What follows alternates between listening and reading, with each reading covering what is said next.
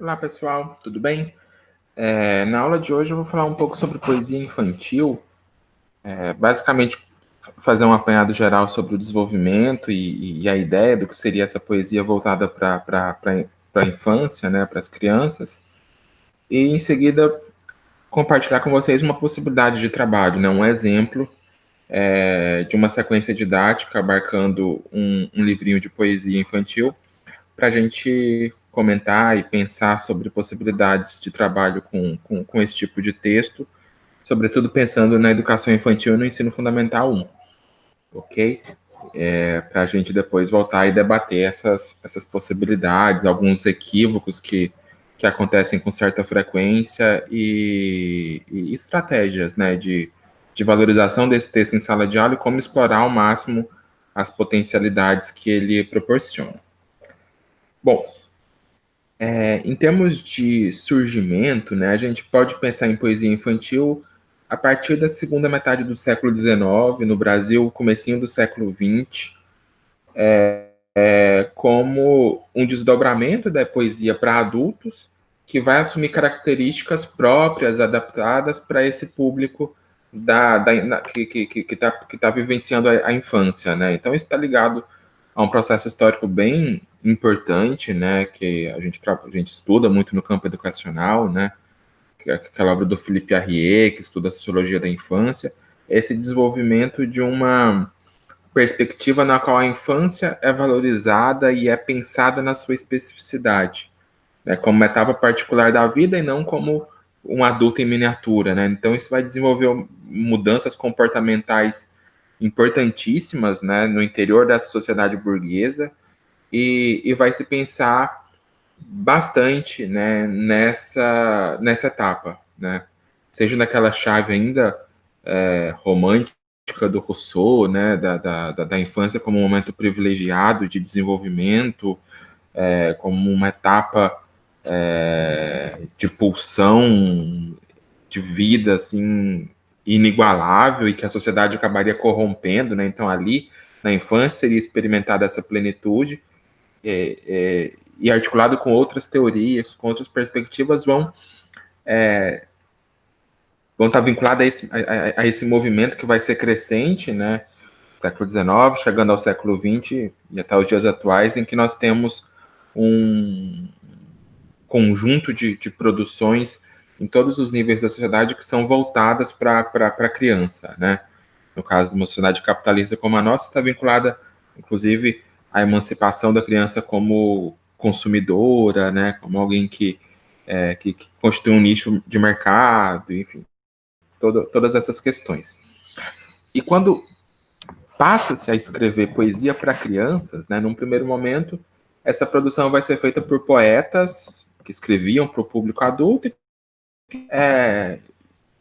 deslocar parte de sua obra para atender a esse público ainda emergente, que no século XIX, obviamente, não é as crianças, as famílias, mas, sobretudo, a escola. Né? A escola vai demandar esses textos para trabalhar questões de toda ordem com a poesia. Então, é interessante a gente voltar rapidamente para entender esse momento, porque a gente vai ver ali características que são datadas, né, da poesia infantil, né? Eu vou compartilhar com vocês aqui eu falei algumas aulas atrás sobre o Bilac, tentando desmontar aquela visão mais negativa do Bilac, lá em relação ao parnasianismo, né? Lendo Vila Rica, tentar ressaltar essa visão histórico-filosófica do Bilac. E agora aqui eu vou trazer ele para mostrar, de fato, o equívoco, né? Assim, como ele representa uma visão que é importante por ser pioneira no Brasil, ele é um dos primeiros a escrever para o público infantil, poesia para o público infantil, mas ao mesmo tempo ela é cercada de uma concepção que é de época e que felizmente foi superada. Aqui. Esse é o prefácio do livro do Bilac para crianças. Eu vou ler para vocês. Ao leitor. Quando a Casa Alves e Companhia me incumbiu de preparar este livro para uso das aulas de instrução primária, não deixei de pensar com receios nas dificuldades grandes do trabalho. Era preciso fazer qualquer coisa simples, acessível à inteligência das crianças e quem vive de escrever, vencendo dificuldades de forma, fica viciado pelo hábito de fazer estilo. Não sei se consegui vencer todas essas dificuldades. O livro aqui está. É um livro em que não há animais que falam, nem fadas que protegem ou perseguem crianças, nem as feiticeiras que entram pelos buracos das fechaduras. Há aqui descrições da natureza, cenas de família, hinos ao trabalho, à fé, ao dever, alusões ligeiras à história da pátria, pequenos contos em que a bondade é louvada e premiada. Esse é o prefácio do Bilac para o livro de poesia infantil. E aqui a gente observa muitos pontos que são fundamentais e que hoje nós percebemos como equívocos, né? Que vão estar na base do surgimento dessa poesia voltada para crianças, mas que merecem hoje nossa atenção e nossa crítica e que foram, como eu disse, superados ao longo do tempo. Primeiro, essa subordinação da poesia à escola, né? É um livro preparado para uso das aulas de instrução primária. Então, o elemento escolar como justificativa para o texto poético, não como algo preocupado com a primazia da construção estética, com a dimensão lúdica, né, com o prazer dos alunos, mas como instrução. Esse menosprezo das crianças, né, não deixei de pensar com receio nas dificuldades. Qual seria a dificuldade? Fazer alguma coisa acessível à inteligência das crianças. A gente sabe qual inteligência ele está pensando, não é a valorização da curiosidade mais aguçada das crianças, não. A ideia é de que elas não têm uma inteligência suficiente para ler coisas mais complexas. É isso que está dado. E também a ideia de que escrever para as crianças envolve não construir um estilo particular, mas abandonar o estilo, né? Então, quem vive de escrever, vencendo dificuldades de forma, fica viciado pelo hábito de fazer estilo. Então, isso seria um problema. Ter um estilo, desenvolver uma forma, seria quase que um problema para lidar com crianças, já que o texto deveria ser mais simples, mais acessível, mais simplório para as crianças, né? E a ideia da persuasão, né? Então, o poema deve, sobretudo, ensinar coisas sobre a natureza, indicar cenas de família, valorizar o trabalho, a fé, o dever, apresentar a história da pátria, né? Pequenos contos em que a bondade é louvada e premiada, então punir o malvado e valorizar o bondoso, essa visão meio dicotômica. Então, aqui a gente vê algo que também está ligado no surgimento de toda a literatura infantil, mas que se evidencia aqui na poesia do Bilac, né? É um texto que visa muito instruir e formar na perspectiva da ideologia dominante, né? Então, nesse caso, uma sociedade burguesa, né? Então, valorizar o trabalho, a família, a pátria, né? Todos esses ideais aqui estão no centro da poesia. Então, é uma obra que tem, sobretudo, esse caráter pedagógico, moralizante, né? Que fica evidente num dos poemas mais conhecidos dele, né? A Boneca. Deixando a bola e a peteca, com que ainda há pouco brincavam, por causa de uma boneca, duas meninas brigavam. Dizia a primeira, é minha, a outra gritava, e nenhuma se continha, nem a boneca largava. Quem mais sofria, coitada, era a boneca. Já tinha toda a roupa estraçalhada e amarrotada a carinha. Tanto puxavam por ela, que a pobre rasgou-se ao meio, perdendo a estopa amarela que lhe formava o recheio. E ao fim de tanta fadiga, voltando a bola e a peteca, ambas, por causa da briga, ficaram sem a boneca. Então é um poema que a gente vê muitos elementos infantilizantes, né? Assim, a ideia do brinquedo, as brincadeiras aqui, mas principalmente a mensagem. Tudo aqui, as personagens, a ação, está direcionado para essa moral final, né? Dividir, compartilhar, porque brigar pela boneca os dois acabam ficando sem. Então, embora não tenham animais falando, não tenham o imaginário lá dos contos de fada, o sentido moralizante é o mesmo, né? A ideia de conservar um determinado valor, e a narrativa se presta a essa função. Ela está totalmente subordinada a esse efeito moral que o poema apresenta. Okay?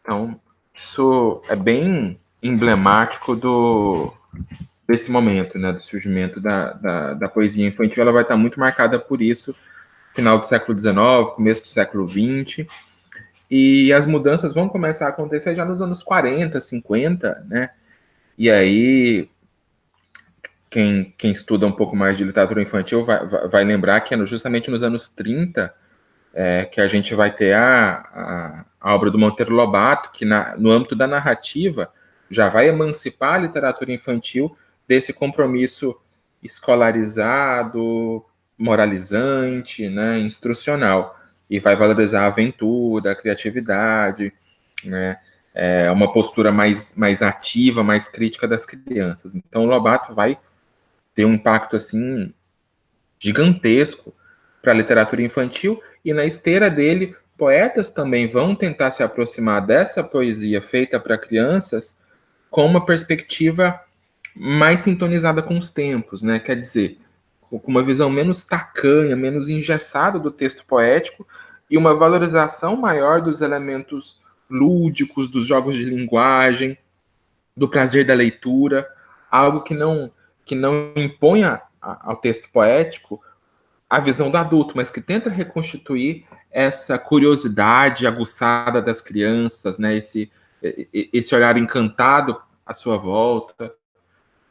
E isso vai aparecer na poesia da Henriqueta Lisboa, né? E aí estou pensando como mediação, né? Assim, como uma passagem, né? Na Cecília Meirelles, que o Isto e Aquilo, já mencionado também nesse curso, é uma obra muito importante, mas e a partir dos anos 60, aí sim a gente vai ter um boom, né? E aí novos poetas, né? Novos escritores vão surgir, alguns deles já, digamos assim, especializados nessa produção para criança, né? O que vai acontecer nos anos 60, 70. Antes disso, predominava poetas que escreviam para adultos, para o público em geral, e dedicavam livros para o público infantil. A partir dos anos 70 vão surgir os primeiros que já são poetas, sobretudo de poesia infantil, e aí esse gênero ele vai se aperfeiçoando, vai se desenvolvendo, né? Cada vez mais experimental, mais ousadia. Os temas também vão se ampliando, né? Inclusive a ideia de que se pode trabalhar com temas mais graves, como a morte, por exemplo, com o público infantil, e isso vai gerar um repertório muito variado. Então, atualmente, quando a gente pensa em poesia infantil, a gente encontra de tudo, né? Muita poesia visual que explora a interatividade com o texto, né? Assim, poemas para tocar, para palpar, para mexer. No próximo vídeo, num dos próximos vídeos, eu vou falar sobre poesia visual e a gente vai ver como é rico, né? Esse acervo, como dá para trabalhar coisas legais com a poesia visual. Enfim, então é uma ampliação temática, uma ampliação formal. E esse surgimento de escritores, de poetas, que são sobretudo voltados para o público infantil, né? Elias José, o José Paulo Paes tem também uma produção adulta assim muito robusta, muito consistente, mas é um nome assim da poesia infantil incontornável, né? O Paulo Paes. Enfim, há esse movimento então bem marcante. Vou mostrar para vocês 3 exemplos. Até para mostrar essa diversidade, né? Esse livro que é muito legal, O Mundo Inteiro. Eu não vou ler para não alongar muito, mas sugiro. Ele é do projeto do Itaú, né? Leia para uma criança. Quem ainda não se cadastrou, sugiro muito que se cadastre, porque você recebe livros por ano, 2, 3 livros por ano, e assim a curadoria deles é excelente. Assim, todos os livros que chegam são livros muito bons. Esse eu acho que é de 3 anos atrás, O Mundo Inteiro, e é um livro que marca essa concepção, já pensado, já feito para o público infantil, por poetas que são poetas sobretudo poetas que escrevem para crianças, né? Seria um caso. Outro exemplo, é esse que mostra também como a questão ela é complicada, né? É um livrinho do Manuel de Barros, chamado Cantigas por um Passarinho à Toa. E na verdade, esse livro faz uma compilação de poemas da obra do Manuel de Barros, a obra inicialmente voltada para todos os públicos, ou para o público adulto, se vocês preferirem. E o organizador seleciona poemas que teriam essa roupagem mais adequada para as crianças e dá todo esse tratamento infantil com as ilustrações, com as imagens, mas em princípio não é um livro pensado pelo autor exclusivamente ou especificamente para o público infantil. Isso acontece muito, né? Muitos poetas, ao tratar de temas afins ou próximos desse universo, mais da fantasia, enfim, são poemas que transitam bem para todos os públicos, né? Inclusive para as crianças. E no caso do Manuel de Barros, isso é muito, muito marcante, né? O projeto poético dele valoriza muito esse olhar da infância, esse olhar de um mundo que está em constante novidade, né? Da eterna surpresa das coisas, e essa linguagem que vai se reinventando, se metamorfoseando, muita maneira do que as crianças fazem com a linguagem também. As crianças gostam muito de brincar com a língua, de inventar palavras, inventar expressões, de criar rimas, enfim. E o Manuel de Barros tem isso como uma marca do seu projeto poético. Então, muitos poemas dele transitam bem por esse público infantil, né? E o outro que eu queria colocar, Um Gato Chamado Gatinho, esse escrito pelo Ferreira Goulart, que é um poeta consagrado, um poeta canônico brasileiro, importantíssimo, falecido há pouco tempo, e é um autor, então, um poeta consagrado, pela sua obra voltada para o público adulto, que escreve esporadicamente, né, para o público infantil.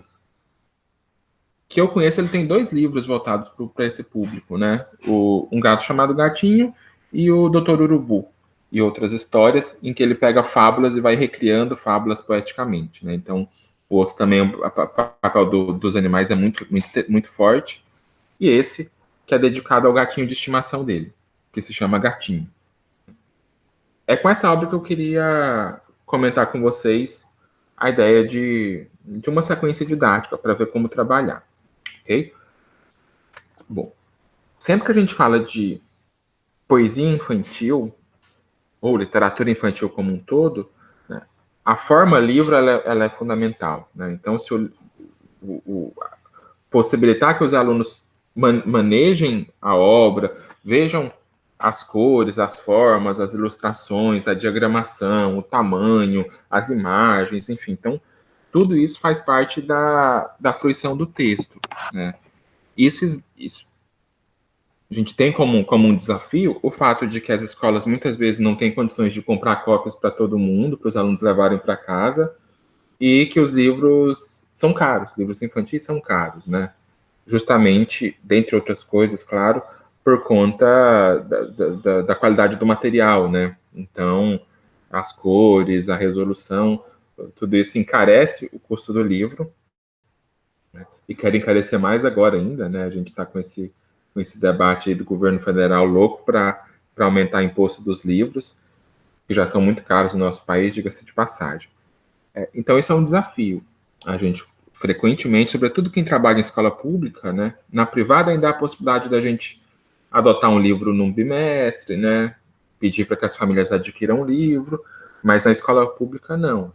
Parte das famílias não tem condição de comprar e não cabe ao professor impor isso. Então, a gente tem que frequentemente criar estratégias para driblar essa limitação, esse desafio, né? Então, o livro do professor circular pela turma, levar o livro, tentar projetar com boa resolução as imagens para que as crianças possam ver durante a leitura e ter o momento em que esse livro vai circular pela sala, né? Então, essa é a primeira observação.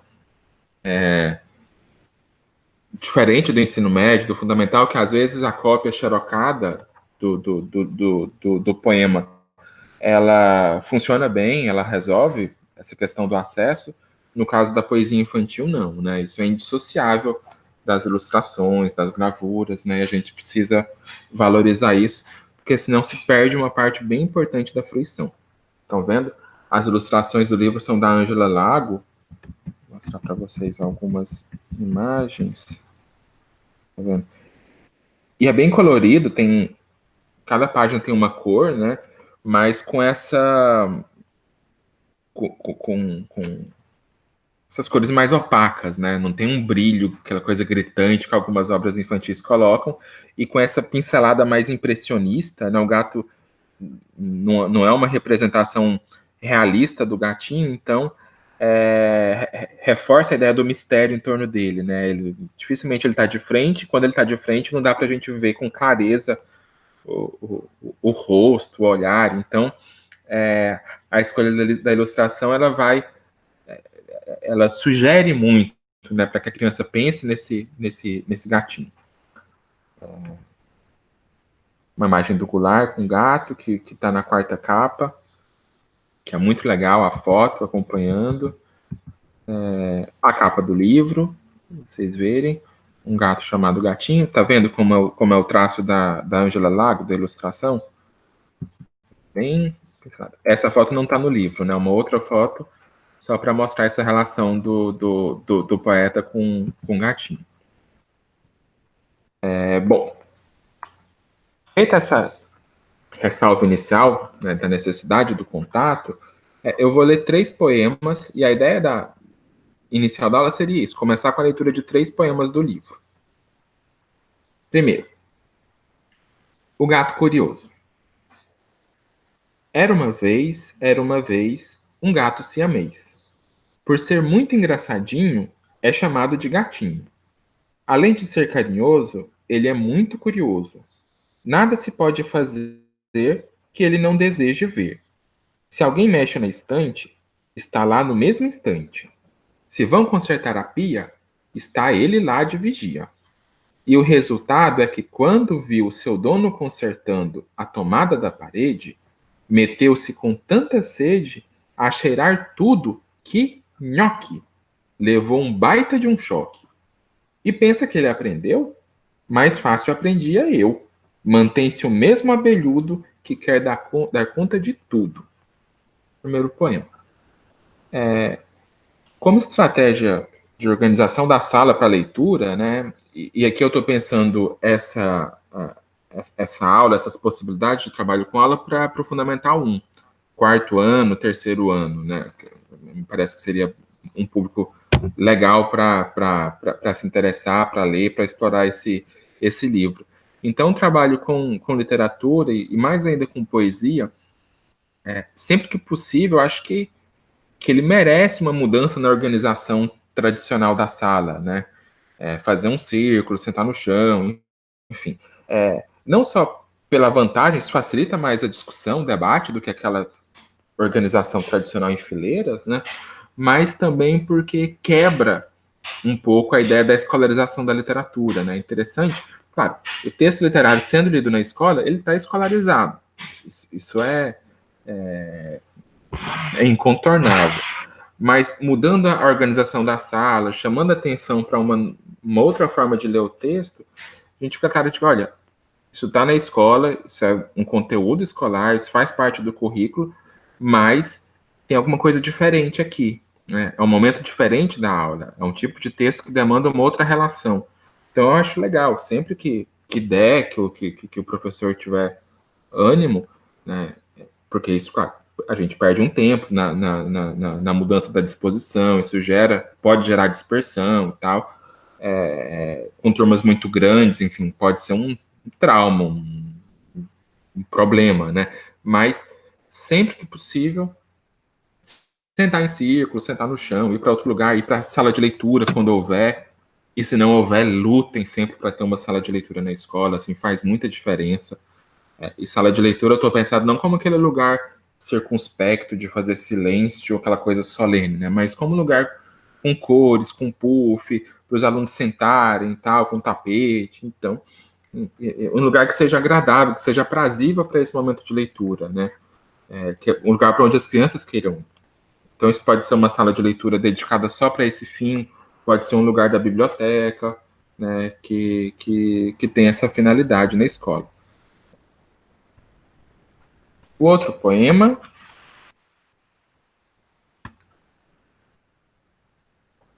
Companheiro Fiel. Se estou trabalhando, seja que hora for, gatinho se deita ao lado do meu computador. Se vou para a sala e deito no sofá, ele logo vai para lá. Se à mesa me sento a escrever poesia e da sala me ausento pela fantasia, volto à realidade quando, sem querer, toco de revés numa coisa macia. Já sei, não pago 10. É o gatinho, que sem eu saber, veio de mansinho deitar-se aos meus pés. E o último, fechando o livro, final. Era o que eu tinha a contar sobre o meu gato gatinho, que muito tem me ensinado de amizade e de carinho. Um siamês, pelo escuro, olhos azuis, cara preta, é o bicho, lhes asseguro, mais fofo deste planeta. A ideia aqui é ler 3 poemas inicialmente, né, com a turma, a leitura do professor, e aí, conforme o desenvolvimento da aula, outros podem ser lidos de acordo com o interesse das crianças, né? Se alguém gostar, o professor pode emprestar o livro para ler em casa, a criança pode trazer e ler um poema que ela gostou, enfim. As estratégias aqui podem ser bem diversificadas.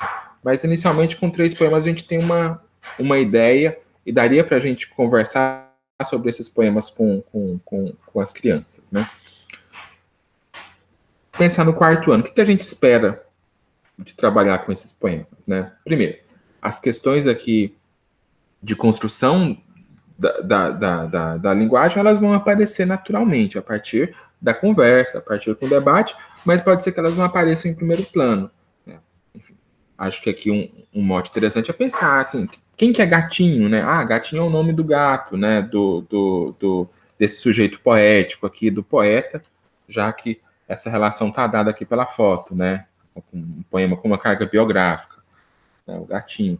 Então, na conversa, o professor pode, através de perguntas, né, ver se os alunos entenderam a dimensão maior do poema, né, que é falar desse gato, no caso do primeiro, falando como o gato é curioso, a ponto de levar um choque lá, mexendo.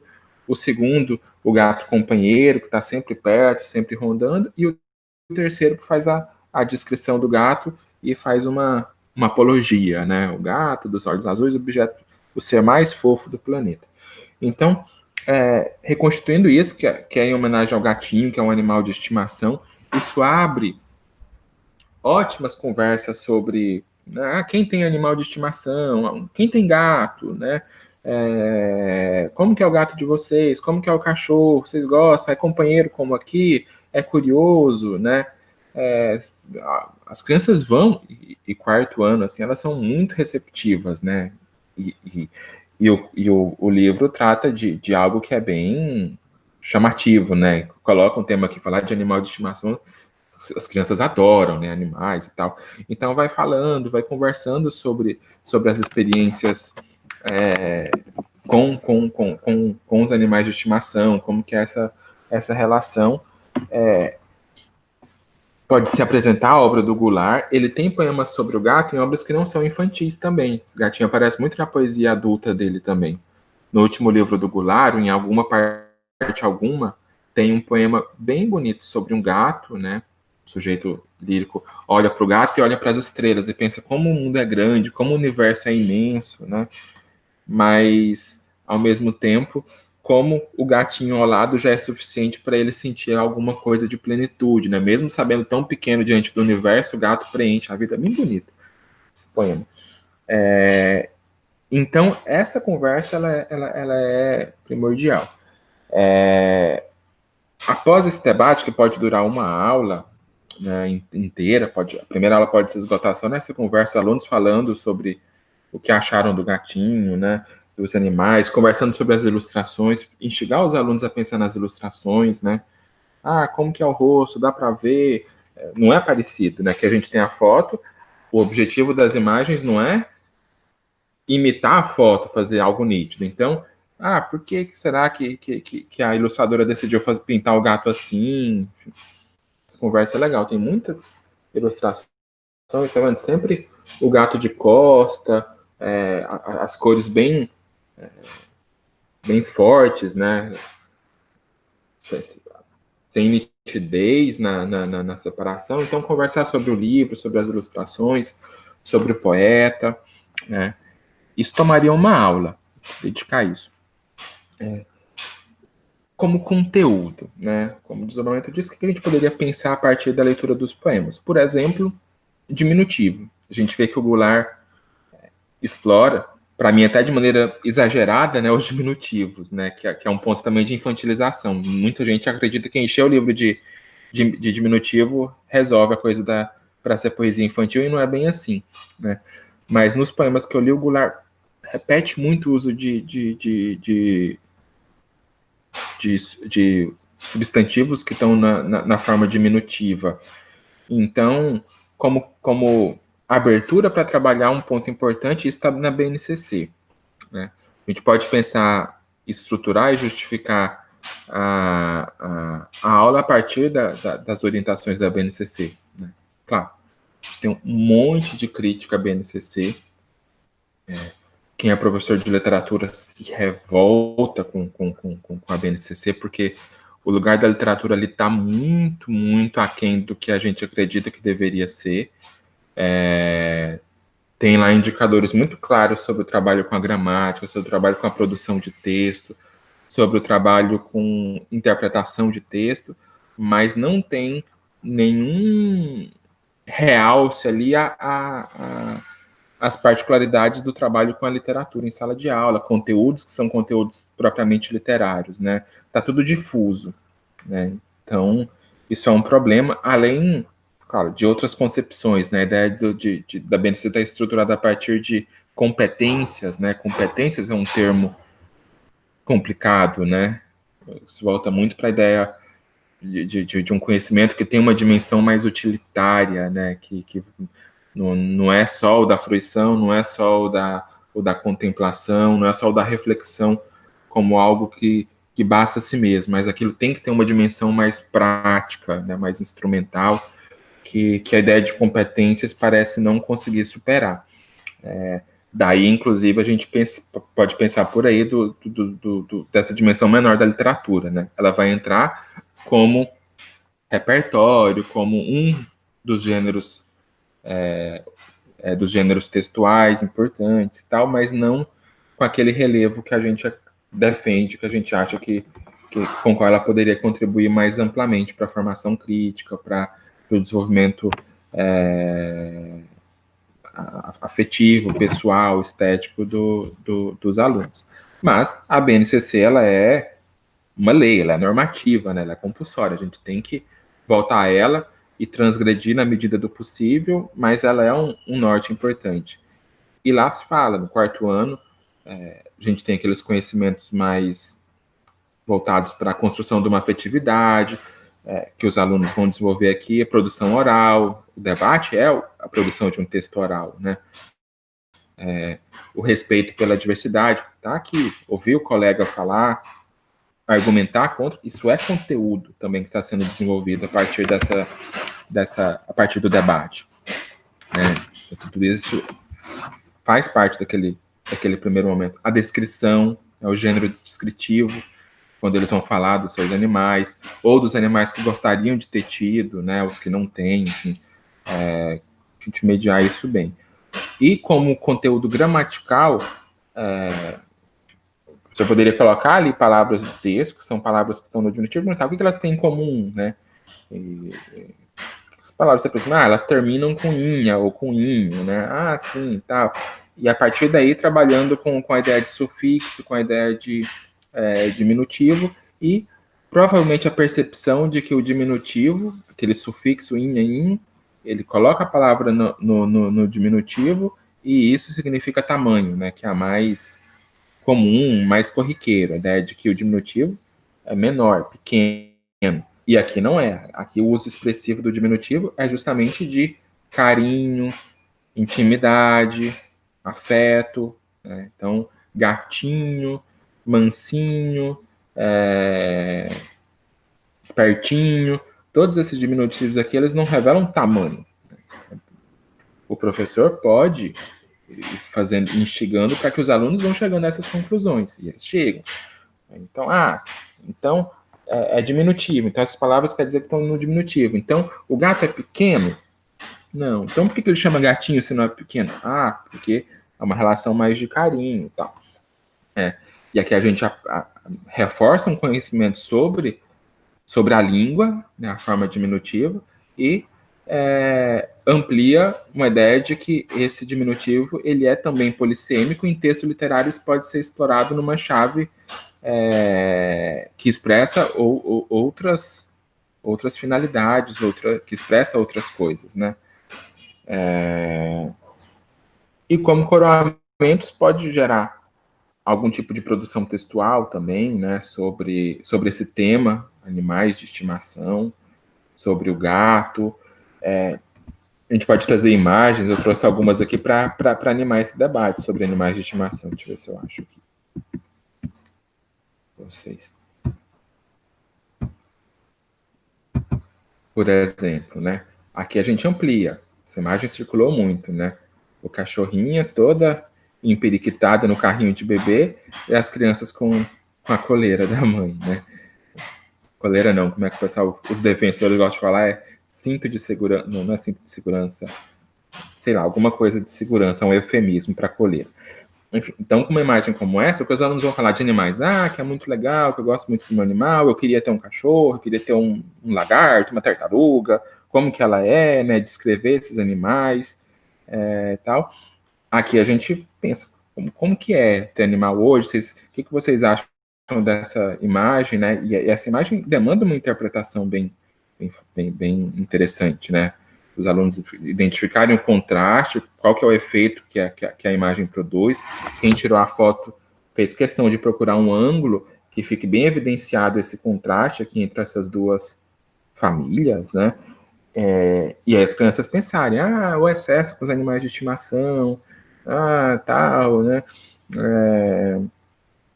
Esse amor pelos pets, todo um nicho de consumo voltado para os animais e crianças com dificuldade e tal, abre também uma discussão para elas se posicionarem, para elas pensarem um aspecto da realidade que é importante, né?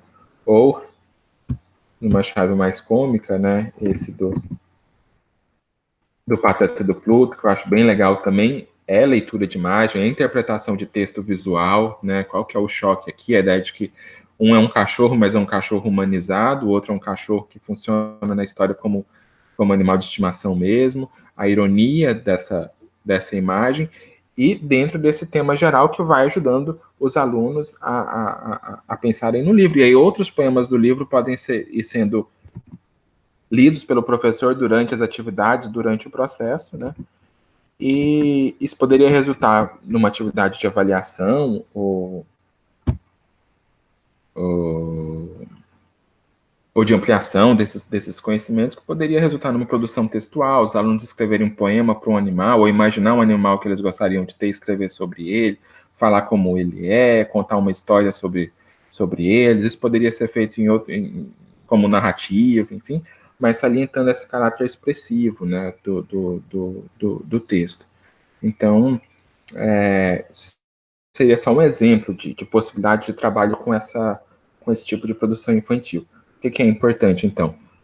Disponibilizar o acesso material ao texto, discutir os elementos visuais, materiais do livro, respeitar a posição da criança como leitores, evitar o tom dogmático, né? Procurar obras poéticas que experimentem com a linguagem, que tenham essa dimensão lúdica, que provoquem, que utilizem a língua realmente de maneira prazerosa, né? E deixar que os alunos falem, pensem, né? Valorizar a leitura e valorizar a interpretação deles, para que esses conteúdos, quando eles aparecerem, eles serem desdobramentos de uma relação criada com a obra lida. Ok? Então, acho que é isso. Aí no sábado a gente retoma esse tema para discutir, para trabalhar com outras coisas. Ok? Então, na sequência eu vou postar depois os vídeos sobre poesia visual e sobre slam, provavelmente slam, rap, tá bom? Para pensar nessas outras possibilidades.